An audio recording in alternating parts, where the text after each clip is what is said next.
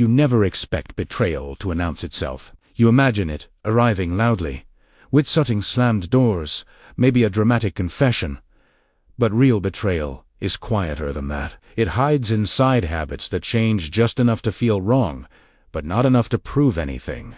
It was a Tuesday night, nothing special about it. That should have been my first warning. I was lying on our bed scrolling on my phone when I heard the shower turn on again. That alone stopped me. Marissa had already showered earlier that day. She wasn't the type to obsess over routines or cleanliness. 1 shower was normal. 2 was unusual. 2, without mentioning it, felt off. I didn't say anything. I just listened.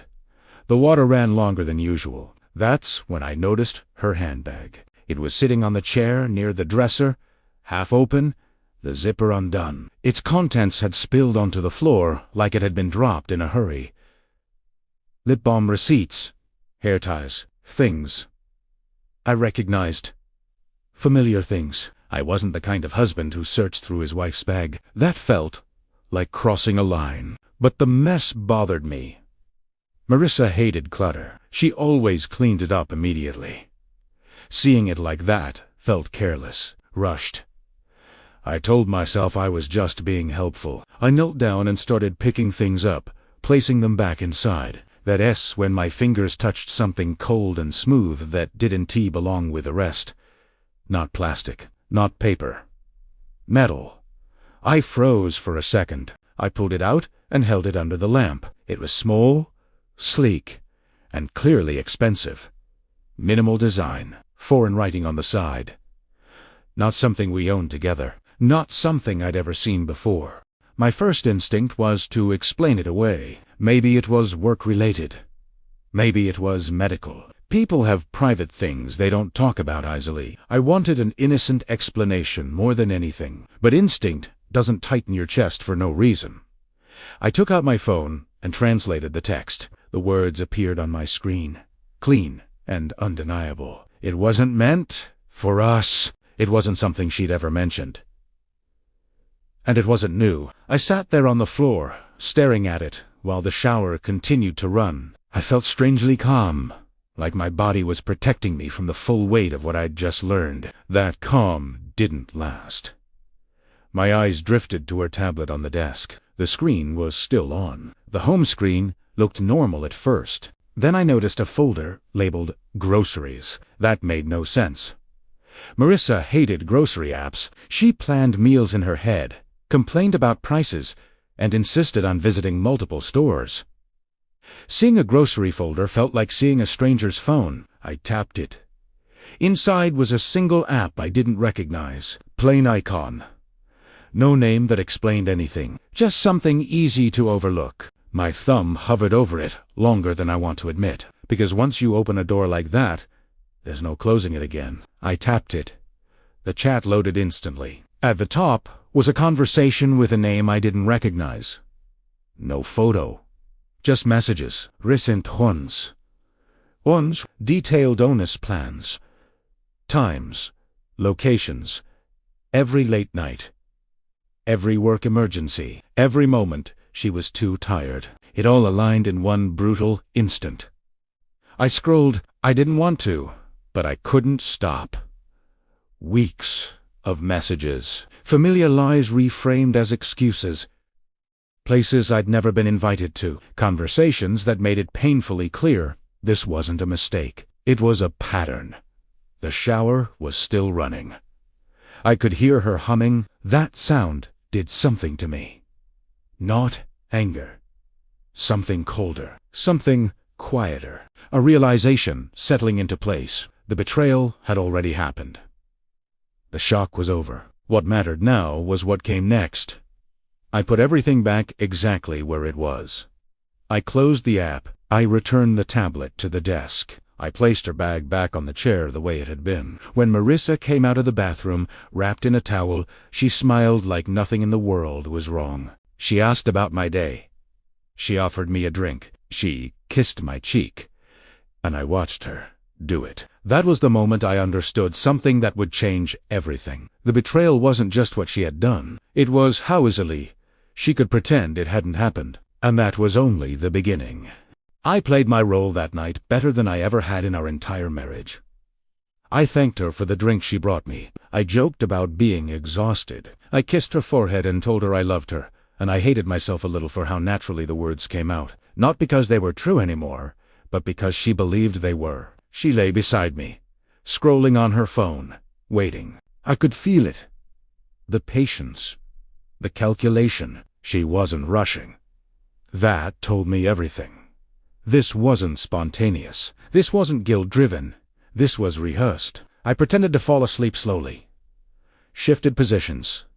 Let my breathing deepen. Let minutes stretch into what felt like hours. I even added a soft snore, for good measure. I needed her to be completely convinced. She waited longer than I expected. Nearly an hour passed before the mattress shifted slightly.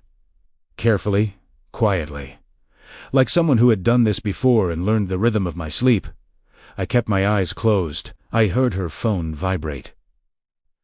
A whisper of fabric, the sound of the bedroom door opening just enough to avoid the hinge squeak. Then the front door.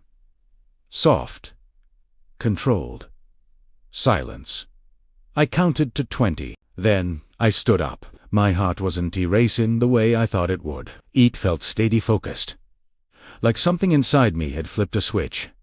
I grabbed my robe and stepped into the hallway. The elevator doors were still open when I reached the end of the corridor.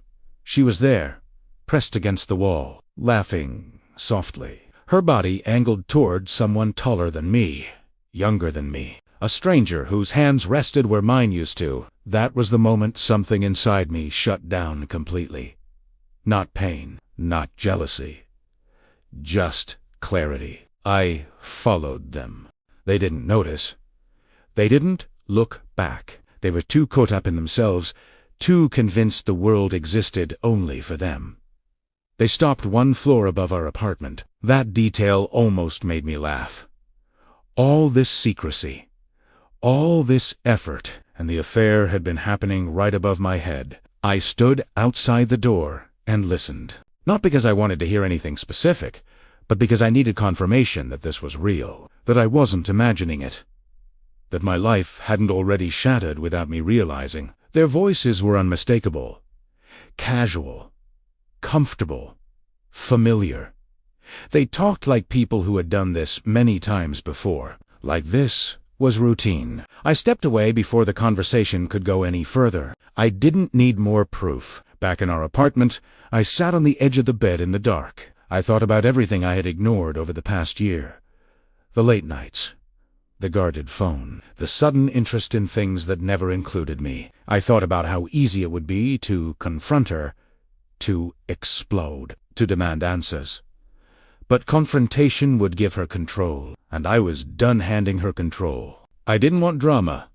I didn't want revenge fueled by rage. I wanted consequences.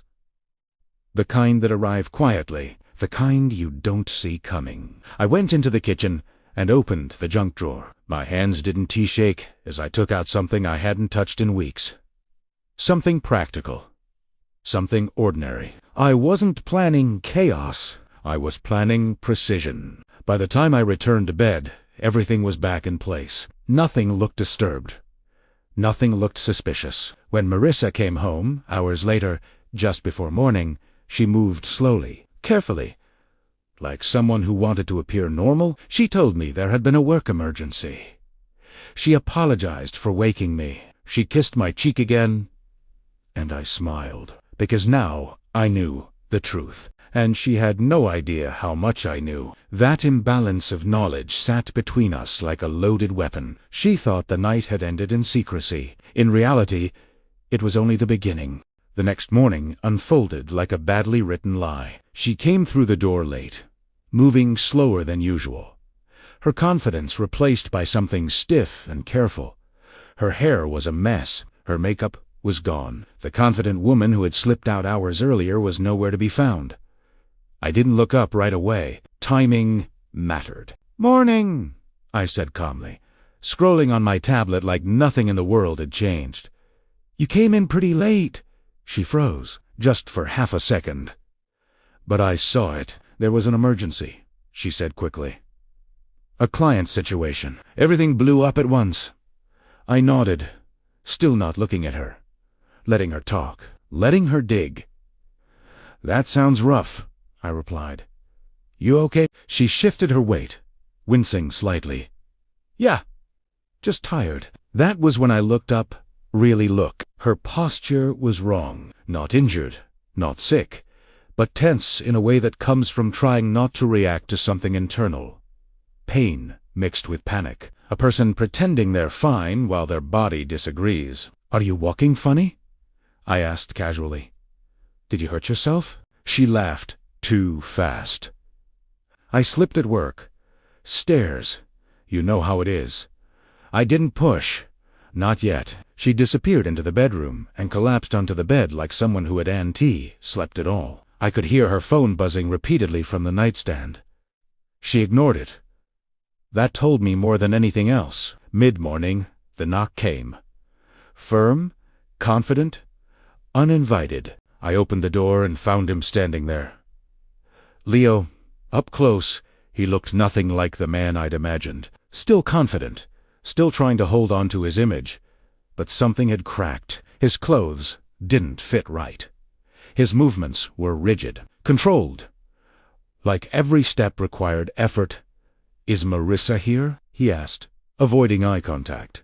"She just got back from work," I said pleasantly. "Rough night." Their eyes met over my shoulder. Pure panic. They tried to speak in half sentences. Code, vague references, anything to avoid saying what had actually happened. I invited him in. That was when I saw it clearly.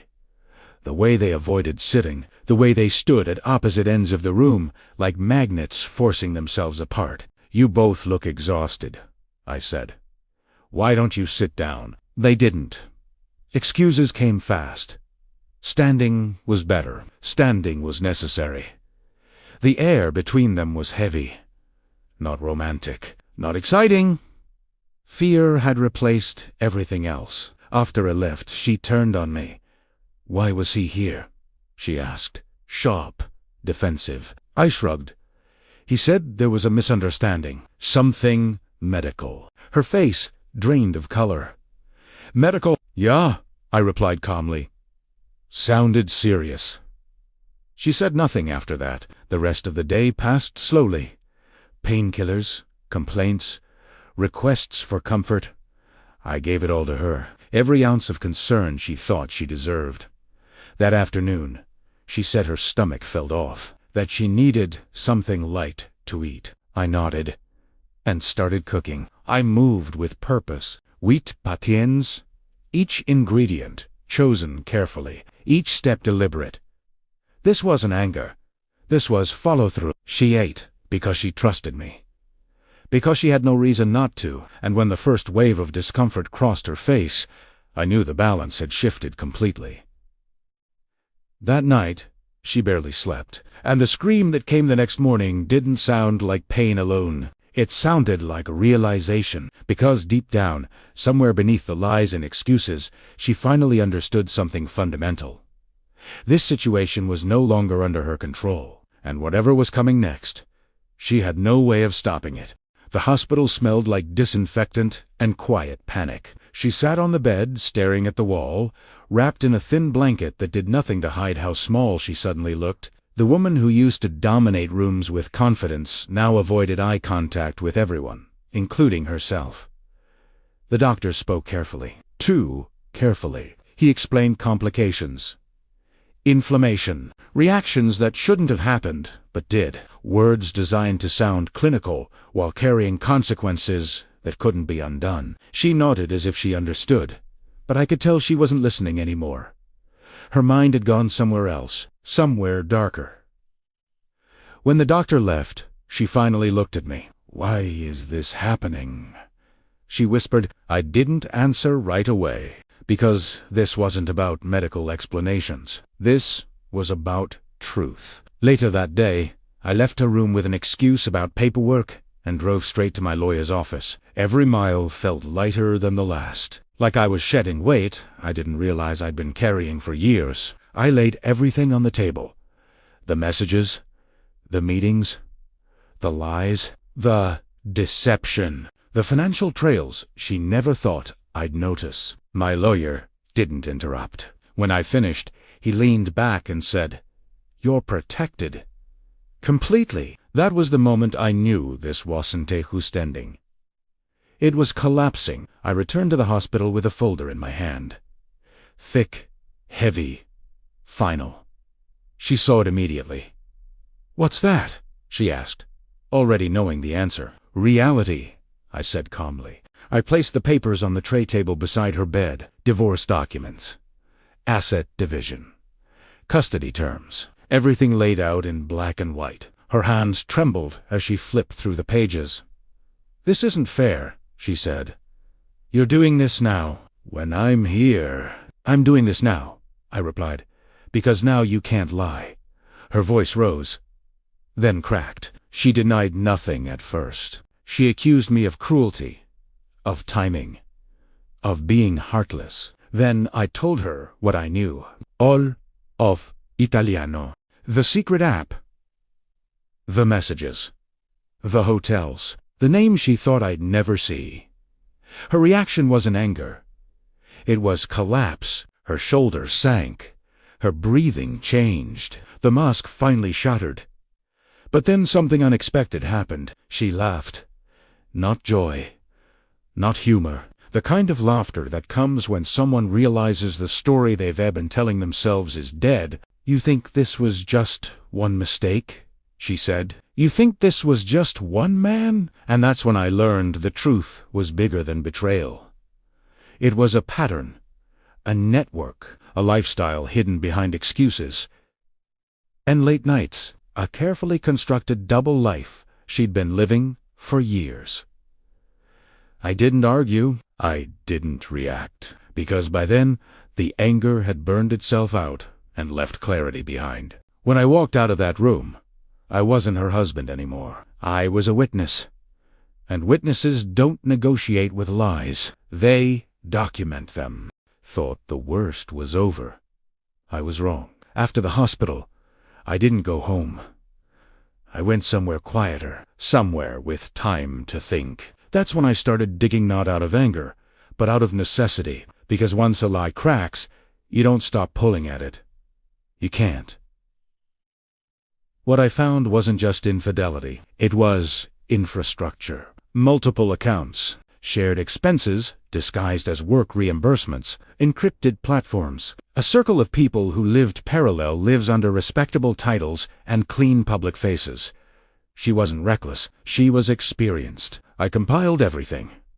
Dates, payments, communications, patterns. And then I did something she never expected. I didn't confront her again. I went to the authorities. What followed moved fast. Faster than I imagined. Once professionals see organized deception, they don't treat it like a personal issue anymore. It becomes systemic. Financial, legal. People talk when pressure rises. Names surfaced. Roles were exposed. Connections collapsed. Meanwhile, the story escaped containment. Someone recorded something they shouldn't have. Someone shared it. Someone recognized a face. Within days, the internet did what it always does. It amplified. She went from anonymous to infamous, almost overnight. Friends disappeared. Invitations stopped. Doors closed without explanation. The silence around her became louder than any accusation. Then came the arrest. Not dramatic. Not cinematic. Just handcuffs and paperwork. I watched from a distance as the final illusion fell apart. In court, there were no speeches, no redemption arcs, just evidence, consequences, time. Custody was decided without hesitation. I won't describe her reaction, because at that point, it didn't matter anymore. The house became quieter. The routines simpler. The nights calmer. Healing didn't come fast, but it came honestly. Months later, I poured a drink and reread the final ruling. Case closed. Not because revenge was served, but because truth finally had room to breathe. Here's what I learned. Betrayal doesn't always explode. Sometimes it erodes. Slowly, quietly, until one small discovery brings the whole structure down. And when it does, you don't need to destroy anyone. You just step aside and let reality finish the job. If you're listening to this and something feels familiar, trust that feeling. The truth doesn't need you to chase it. It always finds its way out. And when it does, the only real choice is whether you walk away broken or finally free.